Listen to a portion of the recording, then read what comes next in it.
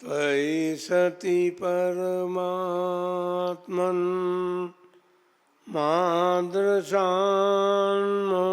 मुग्धान् कथमतनुवशत्वान्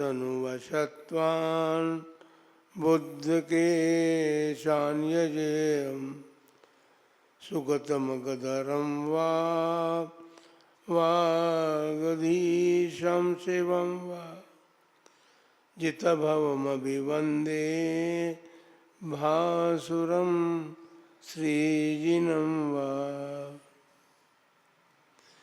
1000 श्री महावीर भगवान की 20वीं सदी के प्रथमाचार्य चारित्र चक्रवर्ती आचार्य श्री शांति सागर जी महाराज की, परम पूज्य आचार्य श्री वीर सागर जी महाराज की, परम पूज्य आचार्य श्री शिव सागर जी महाराज की, परम पूज्य दीक्षा गुरुवर्य आचार्य श्री धर्म सागर जी महाराज की, परम पूज्य आचार्य श्री अजित सागर जी महाराज की,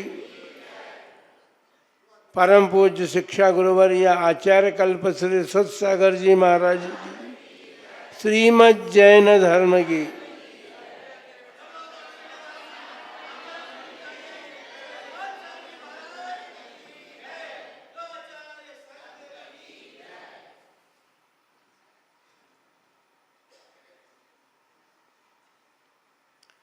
नौकार महामंत्र में तीसरा पद जो है वो आचार्य परमिष्ठि का है। उस आचार्य परमिष्ठि के संदर्भ में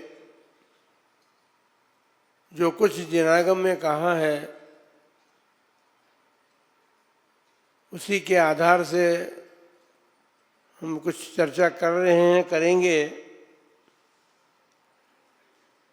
आचार्य परमेष्ठि पंचाचार के पालन करने वाले होते हैं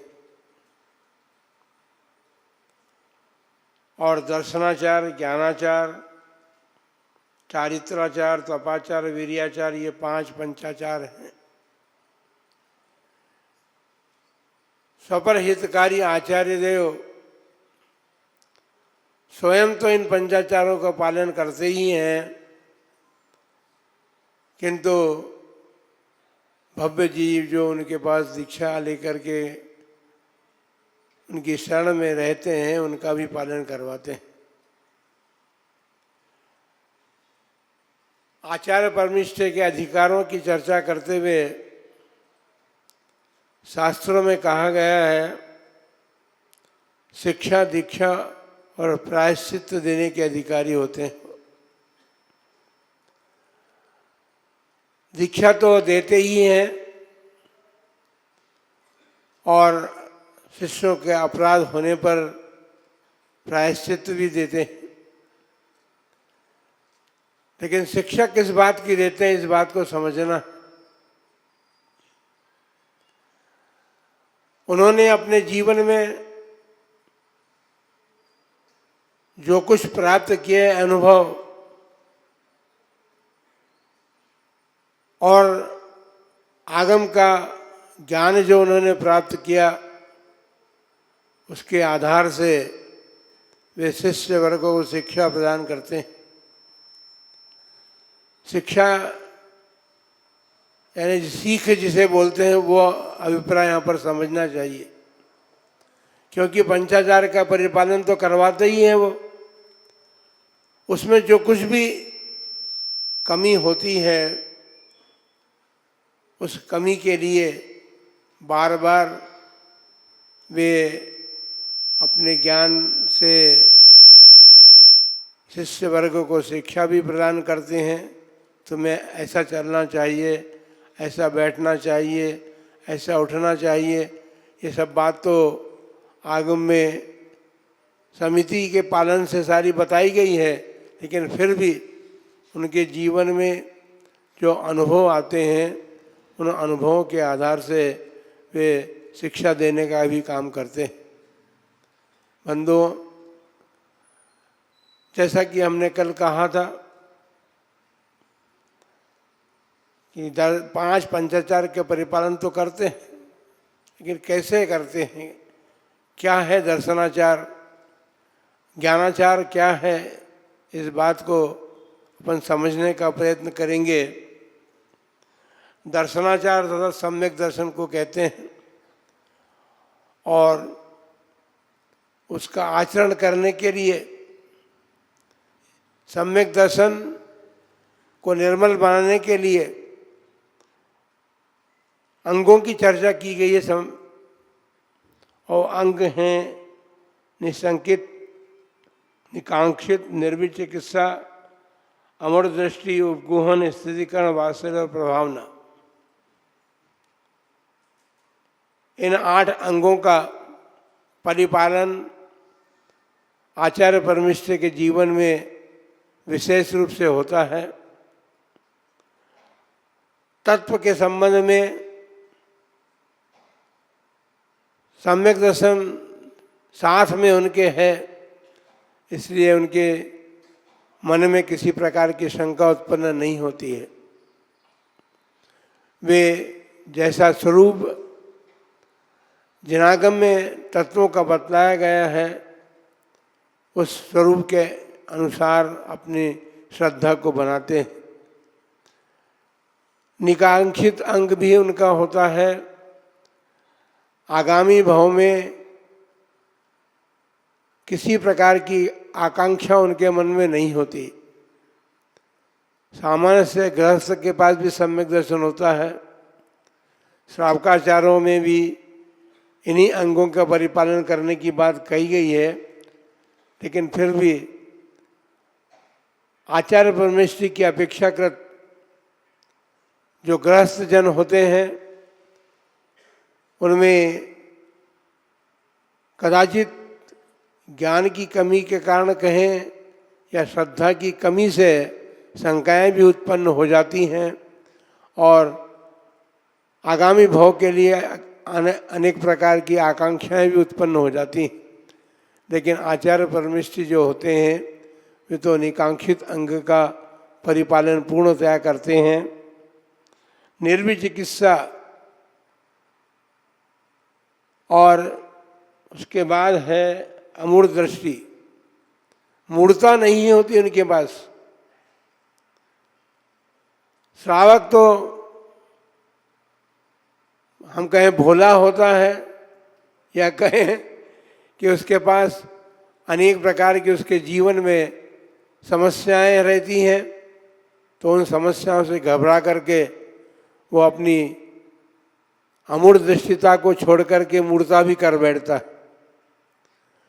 वो सोचता है कि मेरी समस्याओं का समाधान किसी भी प्रकार से कहीं से भी हो, मैं उस कार्य को करने के लिए तैयार हूँ। तो ये जो बात है वह आचार्य परमेष्ठी में नहीं होती है। और उपगुहन, अपने गुणों को और पर के दोषों को ढकने का काम करते हैं। सामान्य मनुष्य अपने गुणों का बखान तो बहुत कर लेते हैं,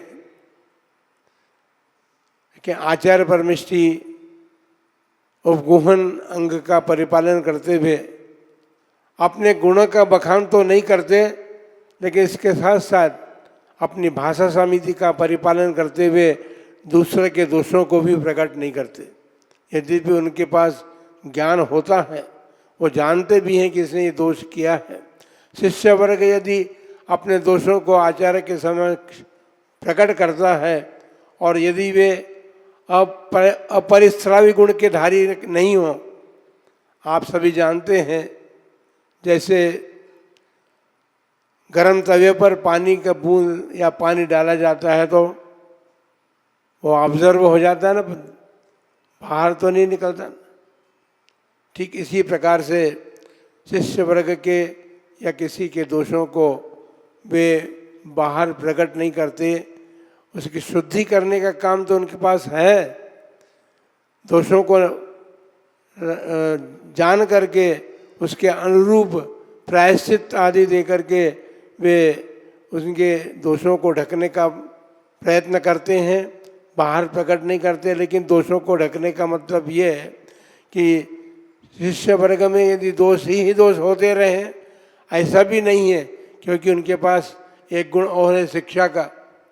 वो शिक्षा के द्वारा इस प्रकार शिष्य के जीवन को सुरक्षित बनाने का प्रयत्न करते हैं। दोषों से वो ऐसी शिक्षा देते हैं ताकि फिर भविष्य में वो उस प्रकार के दोषों को करने में समर्थ नहीं होता है।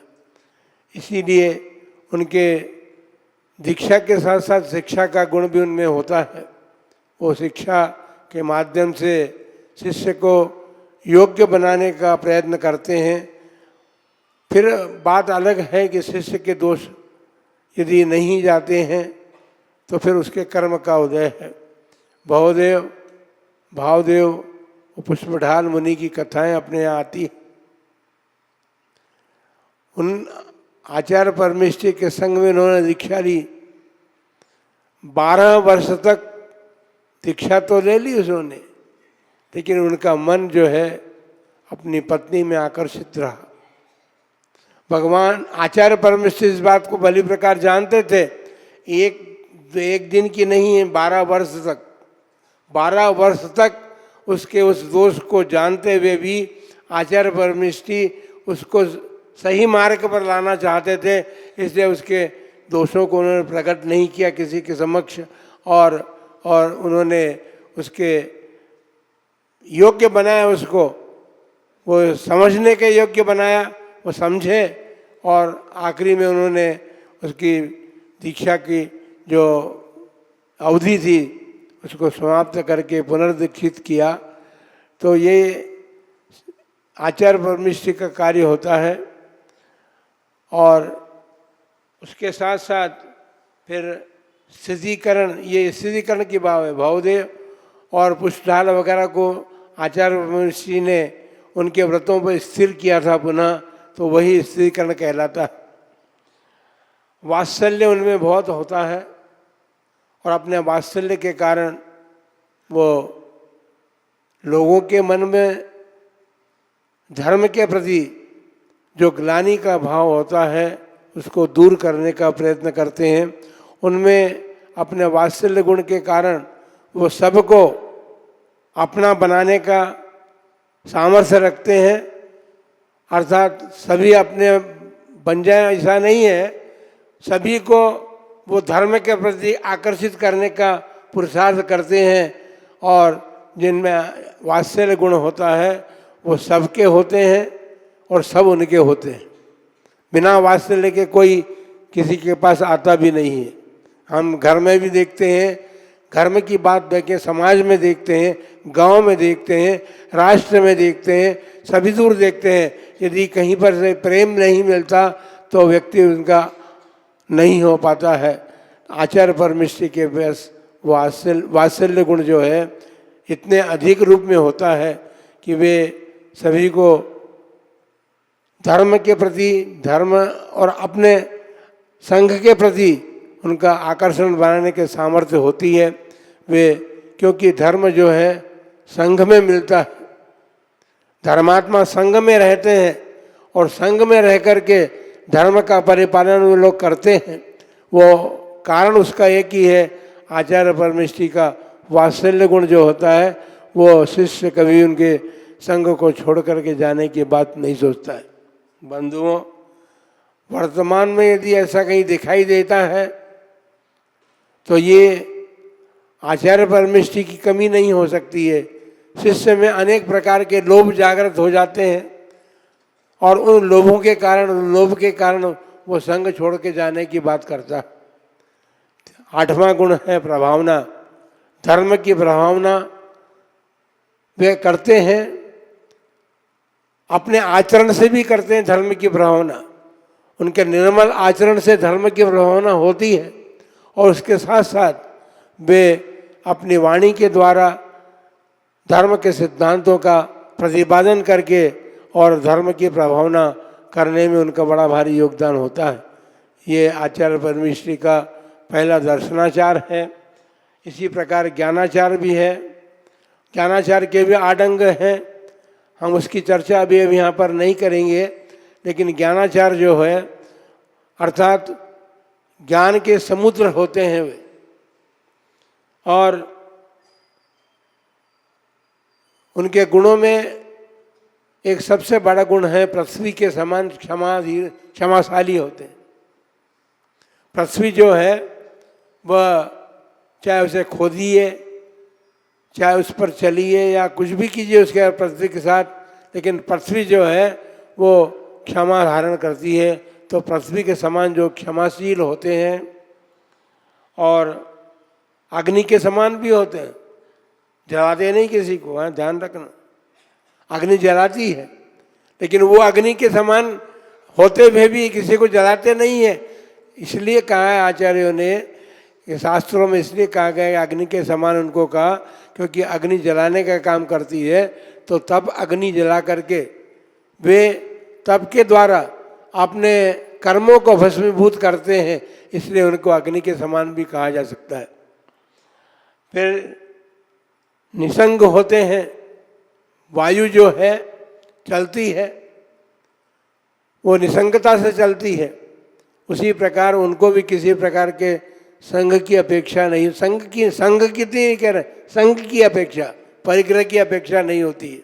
वो अपने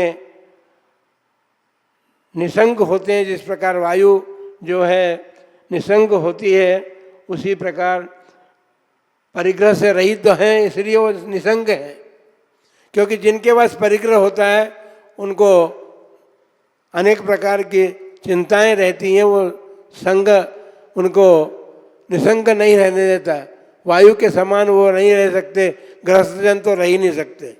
गृहस्थों के पास तो सभी प्रकार की चीज़ें होती है, वे लोग तो निसंग नहीं रह सकते। जिसके पास कुछ नहीं है वो भी निसंग नहीं रहता है। जिसे हम देखते हैं भिखारी जो है, उस भिखारी को कहें कि हम वो निसंग रह ले, वो नहीं रह सकता। इस प्रकार से वायु के समान निसंगता तो केवल आचार्य परमिष्टि में ही होती है। वे निसंग रह करके अपने जीवन का यापन करते हैं। दूसरी बात ये है कि जिस प्रकार शिष्य वर्ग होता है उनके अनुरूप, क्योंकि सभी प्रकार के शिष्य वर्ग होते हैं समाज में, परिवार में भी सभी प्रकार के लोग होते हैं, अनेक परिवारों के लोग होते हैं, अनेक परिवारों से आई हुई महिलाएं भी होती हैं, सबका अलग अलग स्वभाव होता है। उसी प्रकार संघ में भी अनेक प्रकार के स्वभाव वाले जीव आकर के दीक्षित होते हैं। आचार्य पीर शांति सागर जी महाराज के सामने पाय सागर जी महाराज उनके संग में थे। वो दीक्षा से पहले बड़े भारी नाट्यकार थे और नाटक के द्वारा उन्होंने बहुत कुछ किया। धर्म के संबंध में नहीं करते थे, वो तो अनेक प्रकार के धर्मों को मानते भी थे। जब आचार्य महाराज के चरणों में आए तो उन्होंने दीक्षा धारण करने की बात कही, तो संघ के लोगों के मन में रहा कि इस आदमी को दीक्षा लेके क्या करेंगे महाराज। पर आचार्य परमिष्टि दूरदर्शी होते हैं, उनकी दूरदर्शिता इतनी बड़ी होती है उसको माप नहीं सकते अपन। ये सामान्य व्यक्ति की बात तो नहीं होती है। सामान्य व्यक्ति मापने जाता है उनकी दूरदर्शिता को तो वह अपने मार्ग से च्युत हो सकता है, च्युत हो जाता है, लेकिन उनकी दूरदर्शिता को वो मापदंड नहीं कर सकता।